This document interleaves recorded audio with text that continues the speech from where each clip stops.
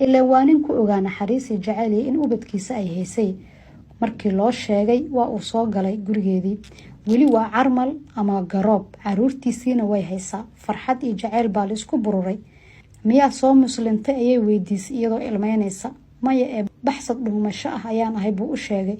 isma qabaan oo xad bay kala leeyihiin.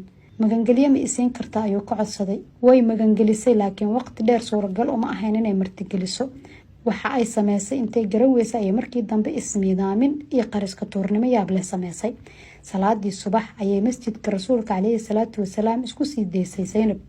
kolkii la salaamo naqsaday ayay qaybta dambe ee masaajidka samada ah ka qaylisay. Abu Caas baan magangeliyay bay kor u tiri. rasuulka calayhi salaatu wasalaam oo u qaadan waayay baa jameecadii ku yiri war waxaan aan maqlayo ma maqasheen. mar kale ayay qayladii ku celisay iyadoo la Zaynab Abu Caas baan magangeliyay. markii la iswareystay Zaynab oo jacaylka ay qabtay uu ogaa rasuulka ayaa ku tiri ninkan marka uu gu fog yahay amaba iga fog yahay waa habar wadaagii ama habaryartay baa dhasho waa walaalkay. marka uu gu dhow yahay ama ii dhow yahayna waa caruurtayda aabahood. kadib rasuulka oo qalbigeedaba hore u ogaa wuxuu la tashaday saxaabadii waxayna la garteen waxa uu talo u garto. rasuulku wuxuu yiri cidda ay Zaynab magangelisay waynu magangelinay dhamaanteen. wuxuuna Zaynab u sheegay magangeliyada inaysan ku jirin naagnimo iyo ninnimo ay ku jirto gobanimada iyo qof kasta inuu qofkii magangeliyo soo bida inuu magangeliyo inay waajib tahay diintu rabaha hayste. diinta ayaa marka loo bandhigay Abu Caas wuuna diiday inuu muslimo. madaxadaga waxaa markaas kadib rasuulkii saxaabadii uu ku yiri ninkani haddii uu wax ii sheego waa runlow, haddii uu balan galana wuu oofiyaa waan ogahay.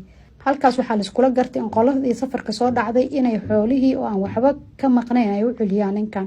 sidiina bay noqotay maadaama uu ku waramay in xoolihii laga dhacay raggii laga laayay kaligiisna uu soo fikaday. kadib waxaa loo ogolaaday inuu Maka u gudbo.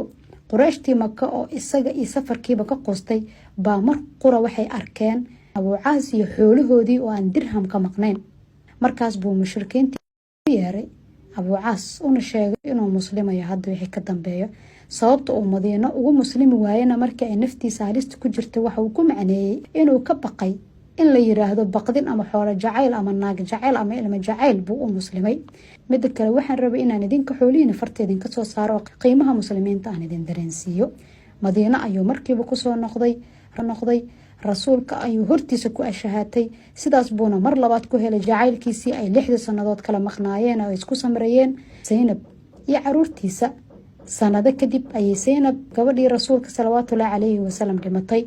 ninkeedii Abu Caas ahaana waxa ku dhacay murugo iyo ayaan daro taariikhda ay ka sheekaysay oo baroordiiq kasta waxa way u tiri weyday waa la samirsiin waayay. kadib sanadba kama dambeyn murugadii jacaylkiisa asna waa uu geeriyooday. labadoodii oo muslimiina iska raali ah rasuulkana adeecsan. ujeedada sheekadan iyo sheekooyin kale oo diini ah ayaa naga gol leenahay xusida iyo in kor loo qaado dhacdooyinka cajiibka ah ee ku gadaamanaa ama laga soo wariyay nabigeena soo banaa Maxamed sallallahu alayhi wasallam.